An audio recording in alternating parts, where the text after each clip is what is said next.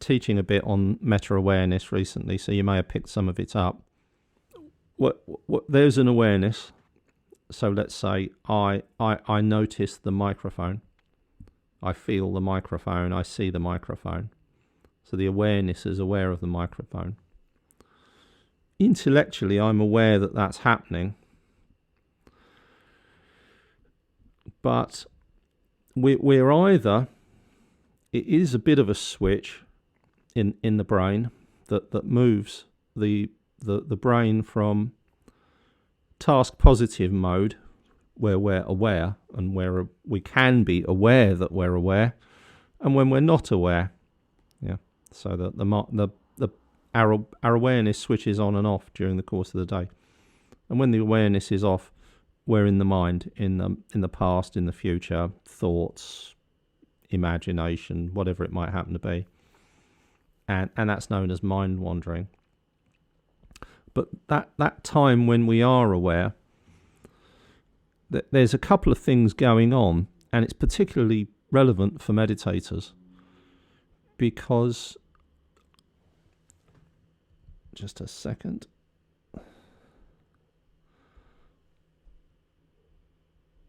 There's an amazing lag on YouTube tonight, several minutes. All the time I was talking, and it only just came through. So when we're meditating, a lot of things are happening. Although let's say you are very calm, it feels like not much is happening.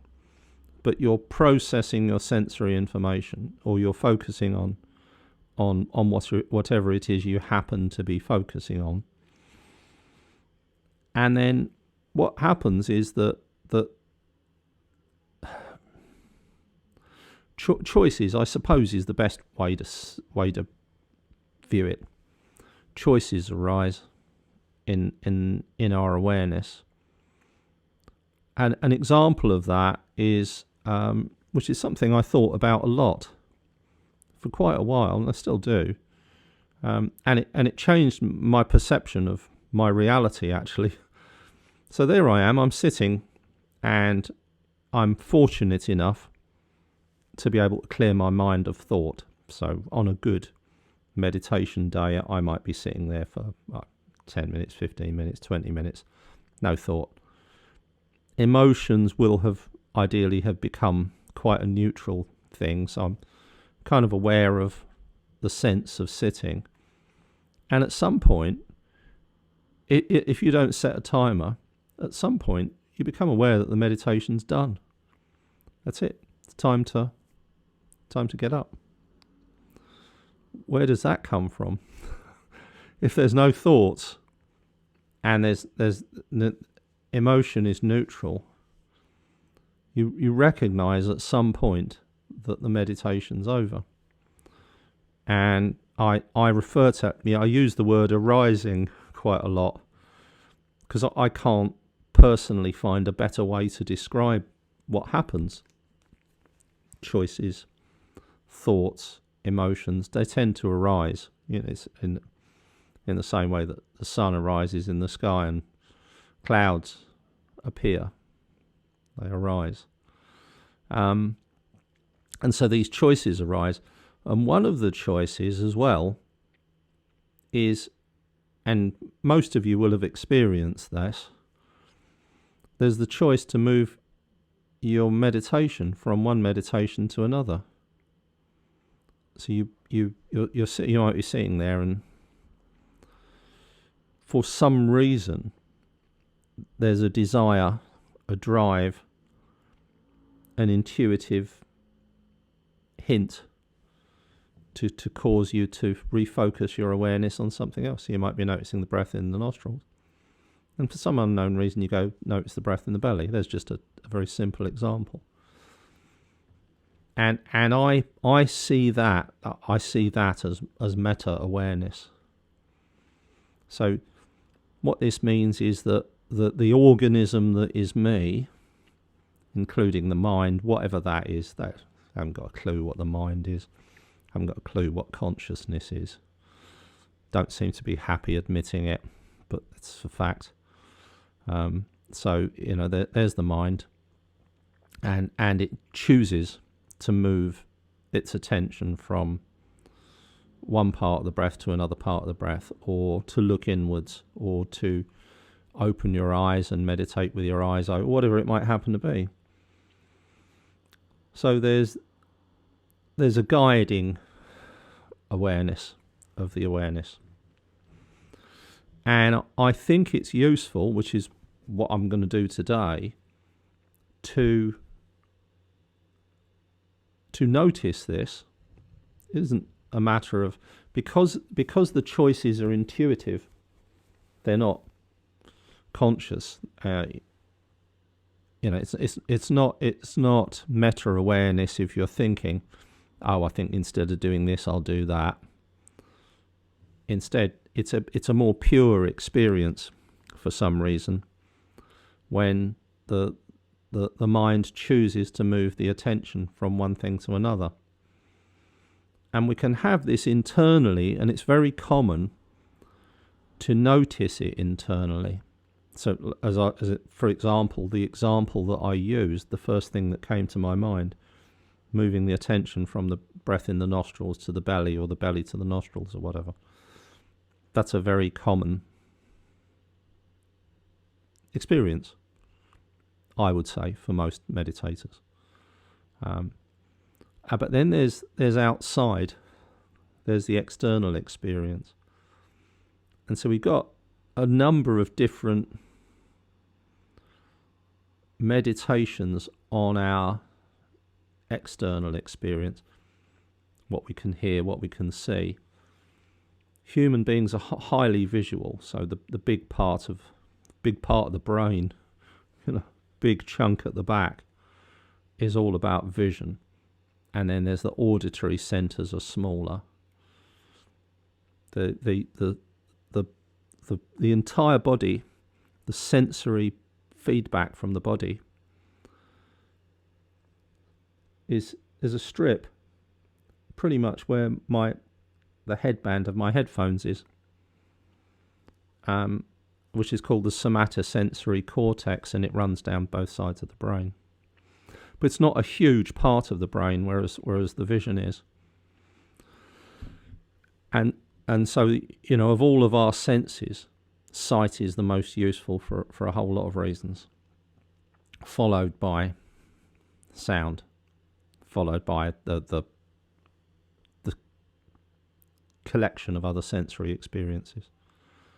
And there are a lot of things that we don't notice, but I do spend a fair amount of time working internally. A lot of really good reasons for that. Right at the top of the list is resilience. The closer we get, and this is the other topic for this month, so that's why I spend a lot of time focusing on things like relaxation, focusing on things like the breath, because the more familiar we get with this part of our systems, the better equipped we are for the sort of adversity that we encounter right now. But then there's the external experience. So I thought what I'd do today is focus on that. So that's what. Here's what I could have said. I could have said, noticing what's happening outside your body when you meditate. That's what meta-awareness is of external phenomena is. So if you just want to get yourselves comfortable,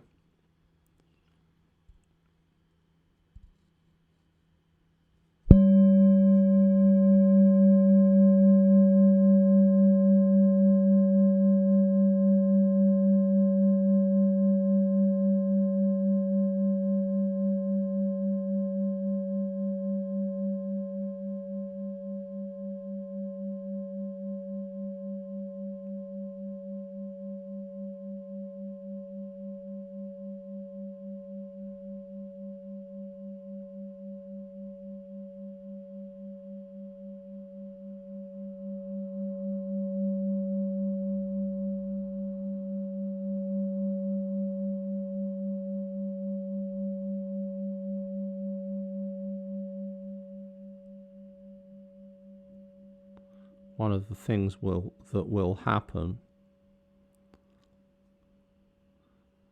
is over time the capacity to stay focused on the movement of the present moment grows. This is basically mindfulness.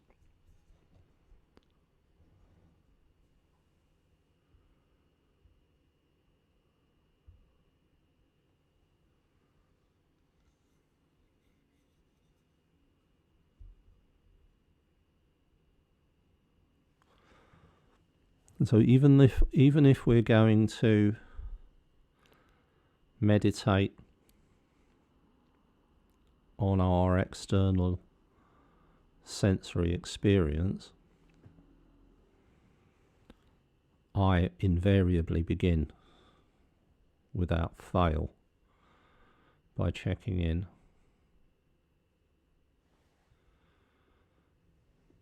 Checking on my posture, releasing whatever tension there is, and becoming aware of the breath.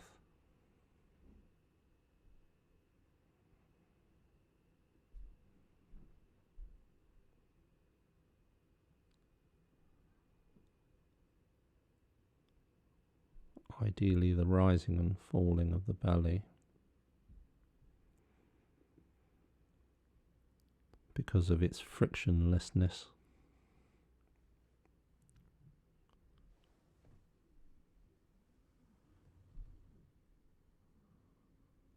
I'll just leave you for a minute or two.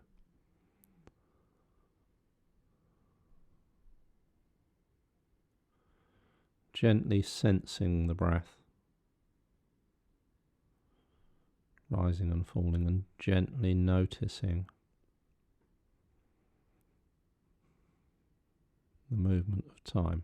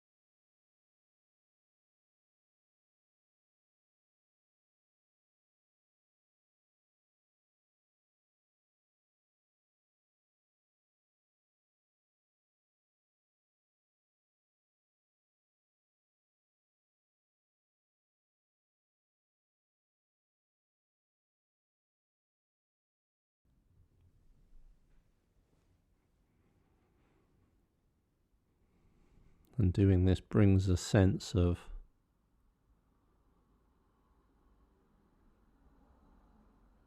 gentle connection with the body.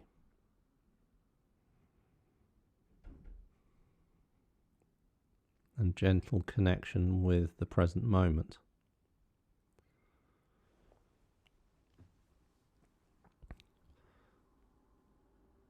So there's a couple of ways we can view it as a transition to move our awareness from inner phenomena, such as the breath, to external phenomena. And it's more comfortable to make that transition as calm and gentle and relaxing as we can. So one way is to bring your attention to the space between the eyes.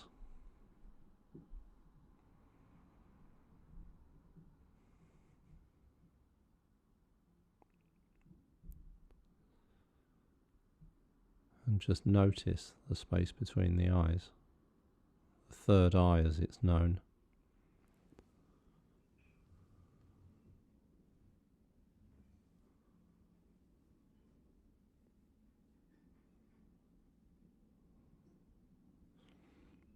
What happens is that focus on this area doesn't disconnect us entirely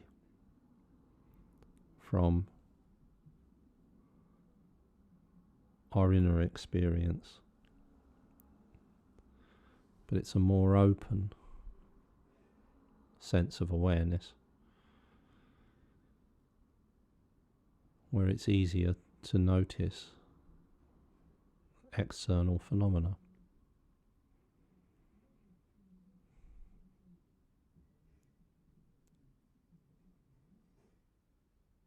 And so even without opening the eyes, we can become more aware of something like sound, just by bringing the attention to the space between the eyes. Everybody experiences meditation differently, but this is not uncommon.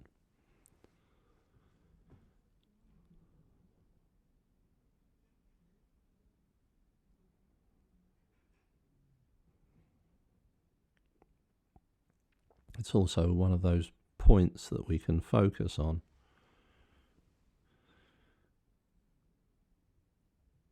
where our experience becomes more neutral,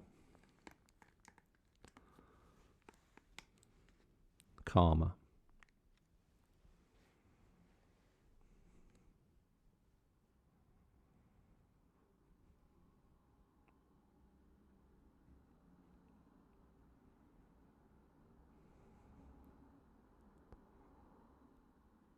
So maintaining an awareness, a gentle awareness, gentle connection,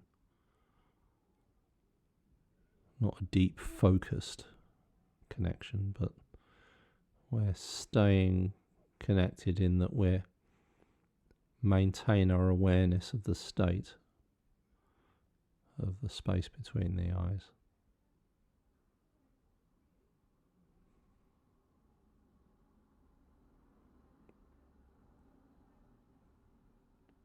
And we can notice that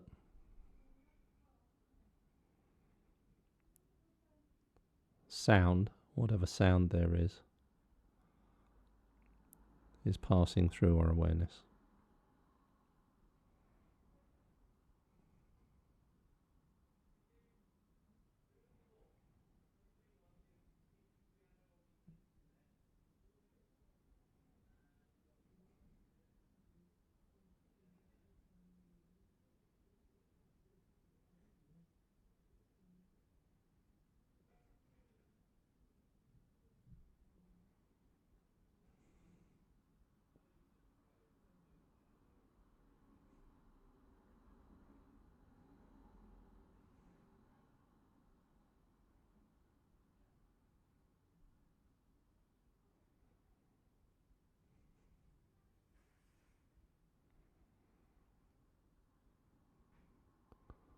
So it's as if we're listening to sound from that place,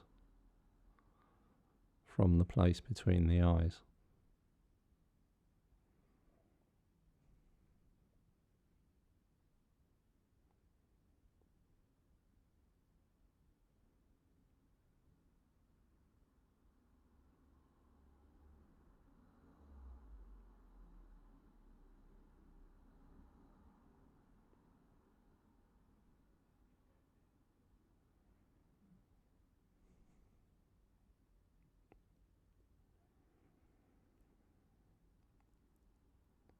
And now we can move very gently into open focus.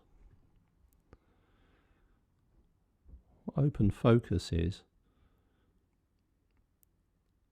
an awareness of the space that's around us. Because wherever we are, we have a map in our head of all of the objects around us. The size of the room, our position in the room, the furniture, the seating, where the window is, where the door is.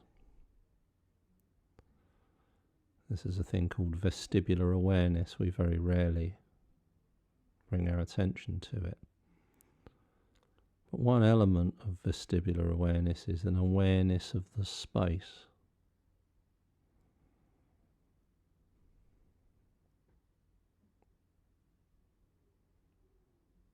So you can allow your mind to become aware of the space above your head, for example, to your sides, in front of you, behind you.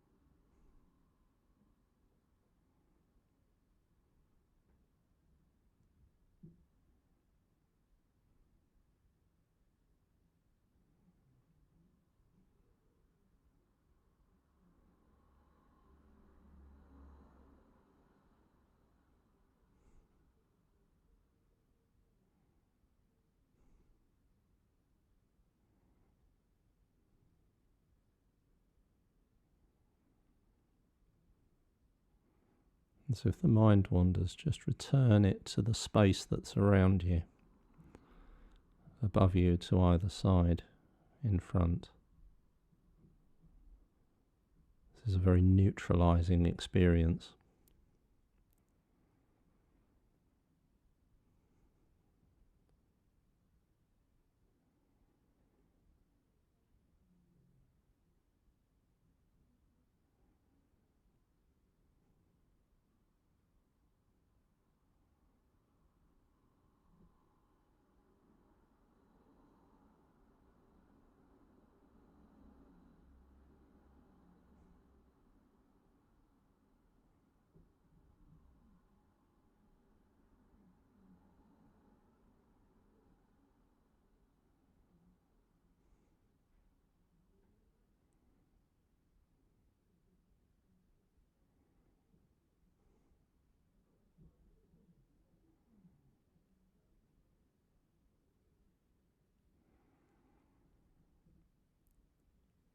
And then in time,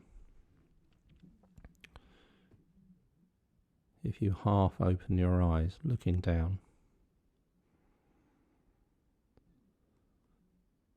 it's possible in time to just open your eyes and allow the visual elements of your experience to be part of your experience, but when noticing it from the experience of sitting, rather than noticing every element for whatever message it brings. I must tidy up that cupboard, I must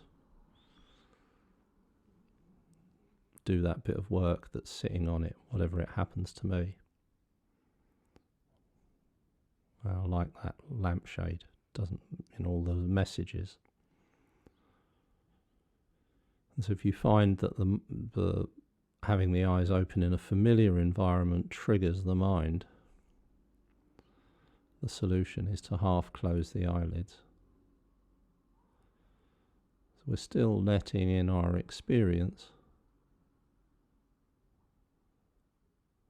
but in a very relaxed way.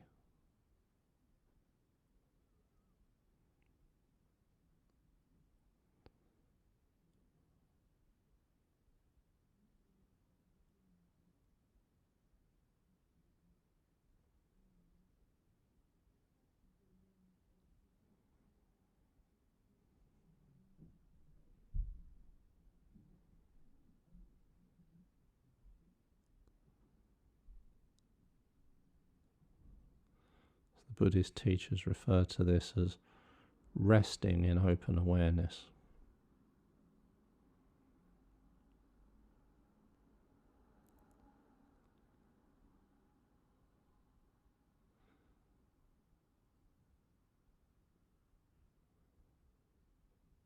It's a confirmation that there's no activity necessary. in this practice.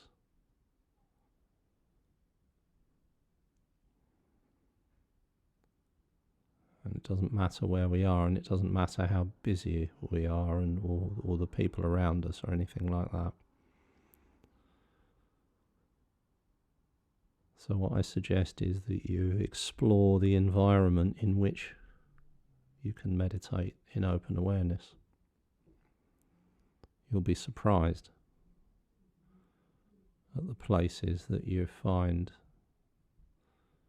the most beneficial.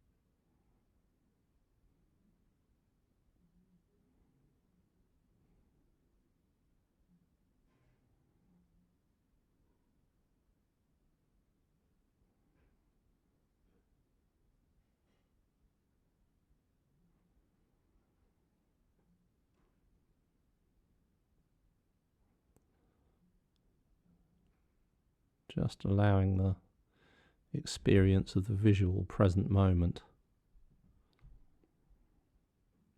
and its movement through time into your awareness.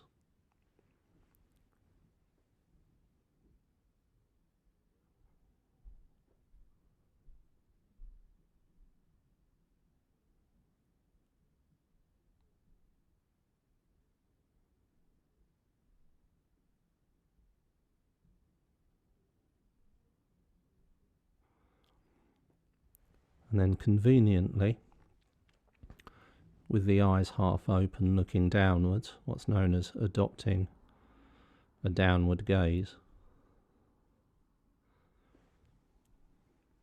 allow yourself to become aware of what you can see in your peripheral vision. So we're looking forwards, but if you place the hands to the side of the head, wiggle your fingers, you notice the movement even with the eyes straight in front. So when you put your hands down or move them out to the sides, it's amazing. It's as if the hands are behind the vision and they're still visible if there's movement. And we're looking straight ahead. So there's the eyes half shut, but we're aware of that peripheral vision.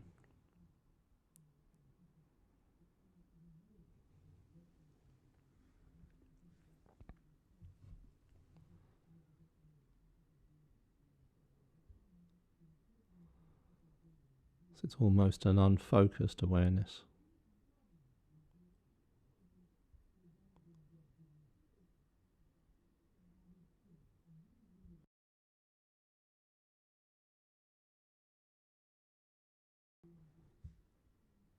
This is called the mirror meditation, among other things. No idea where a mirror comes into it, but it is.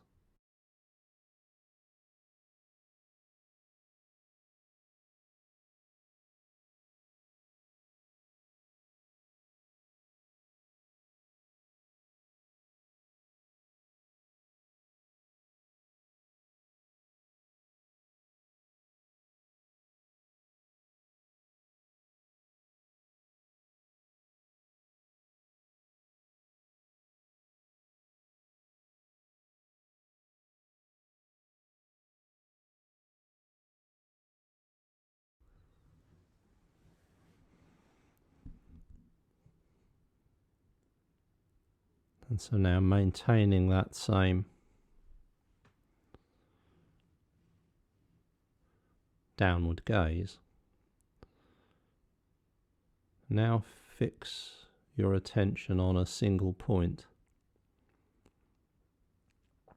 something, the corner of something, or a reflection or a mark. And if there isn't anything, then it's very common to just place your hands in your lap or on the desk or wherever you happen to be sitting, and you focus on the thumbnail.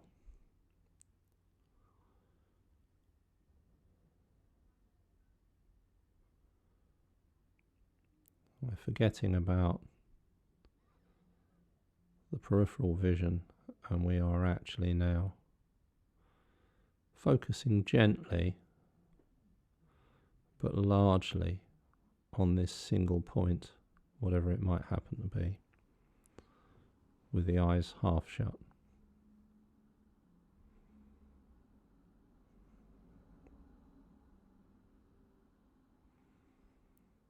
Notice the difference in the quality of the experience from the previous meditation.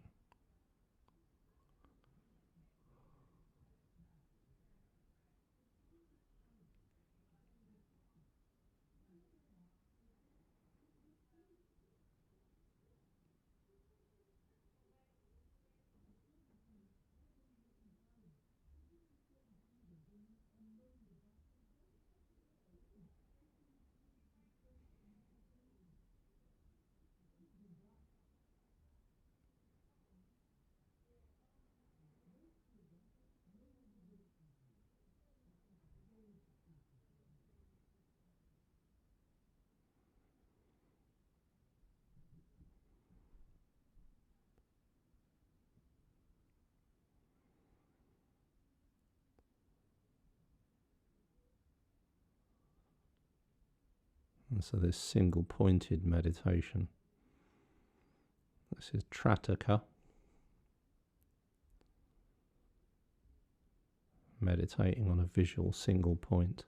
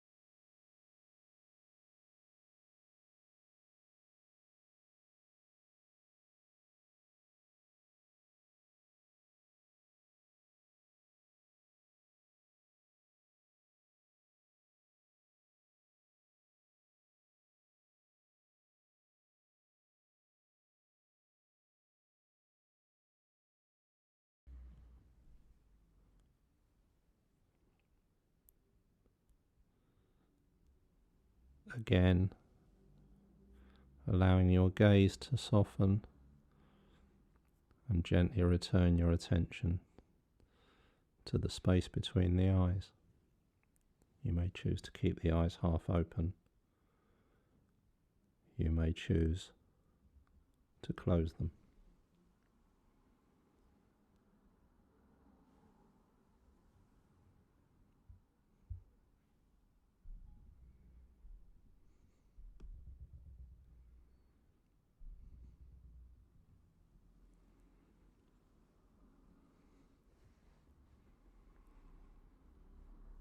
And with your attention still on the space between the eyes, notice the breath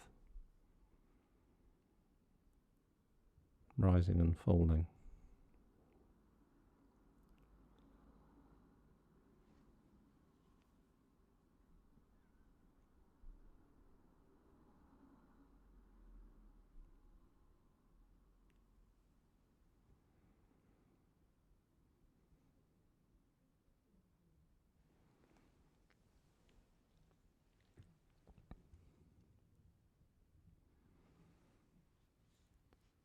And then just noticing the movement of the belly. Again, checking in with your body, posture, relaxation.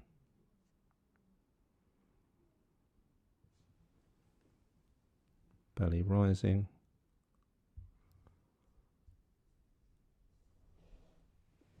Belly falling.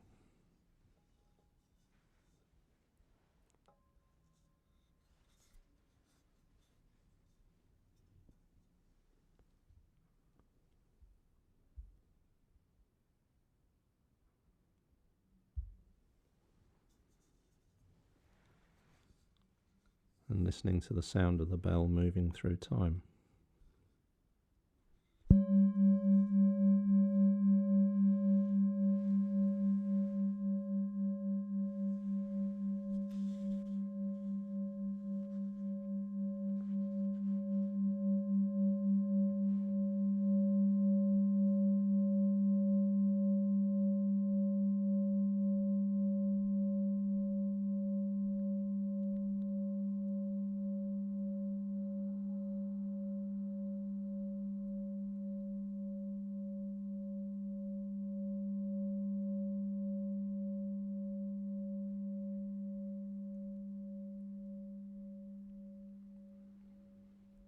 And whenever you're ready,